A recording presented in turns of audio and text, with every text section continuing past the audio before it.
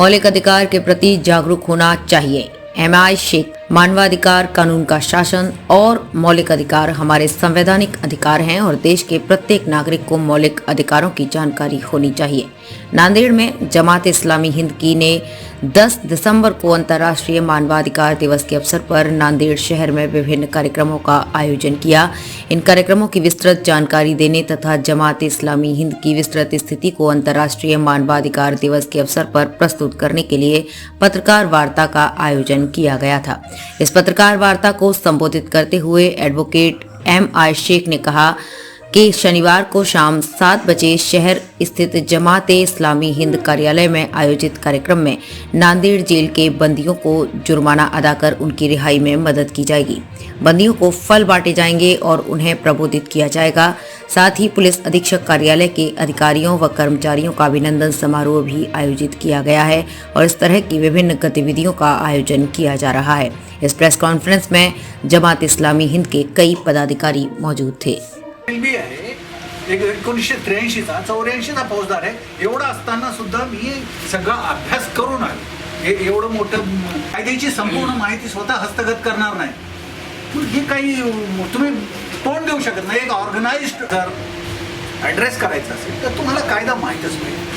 तेव्हा पोलीस हे मारहाण करतात।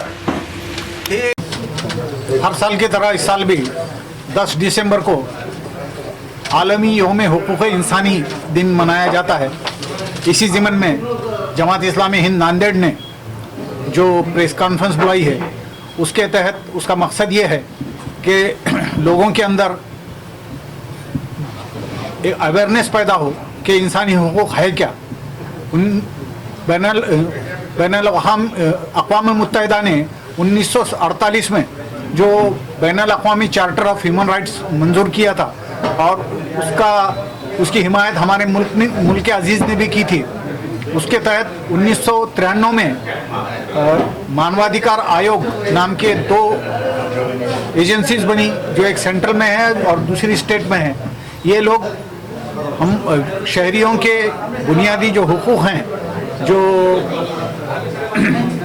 कॉन्स्टिट्यूशन के चैप्टर 3 में 6 हुकूक़ दिए गए हैं, उन हुकूक़ की पासदारी की जिम्मेदारी इन कमीशंस की है, ह्यूमन राइट कमीशंस की। लिहाजा इसके बारे में लोगों के अंदर जो अवेयरनेस है वो बहुत ज़रूरी है। कल 10 दिसंबर ये जागतिक मानवाधिकार दिन मनाया जा रहा है।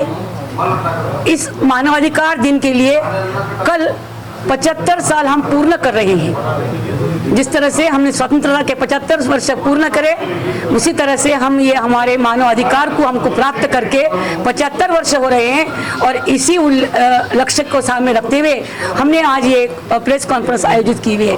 इसका उद्देश्य ये है कि आज हमें ये 75 साल पहले 6 घटना की तरफ से मिले मूलभूत अधिकार है, वो अधिकार हमको मिल रहे हैं क्या?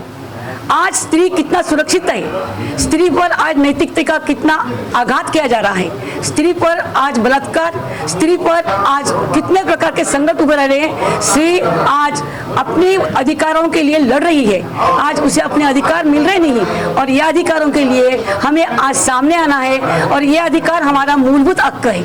हम स्त्री है, हमें हमारे अधिकार के लिए आगे आना है और वो अधिकार के लिए हम इसी तरह के ये प्रोग्राम्स लेंगे और हम मानव अधिकार के लिए, हम स्त्रियों के अधिकार के लिए बात करेंगे। आप क्या करेंगे इसके तहत?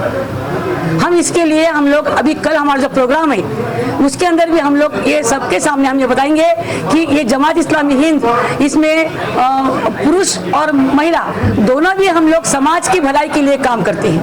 ये हमारा एक तत्व है कि समाज की जो भी कोई कठिनाई है, समाज में जहाँ की बुराई है, जिस तरह के हमारे सामने श्रद्धा का जो आ रहा है, ये इसको मेमोरेंडम देते हम लोग कलेक्टर साहब को जाकर हमारे अधिकारों के लिए हम मांगने के लिए जितना हमसे होता है उतना हम प्रयत्न कर रहे हैं और इंशाल्लाह हम यहाँ पर करेंगे भी।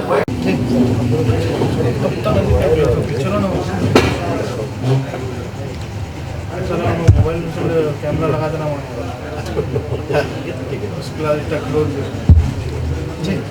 10 दिसंबर को पूरे विश्व के स्तर पर मानव अधिकार दिवस ये मनाया जाता है।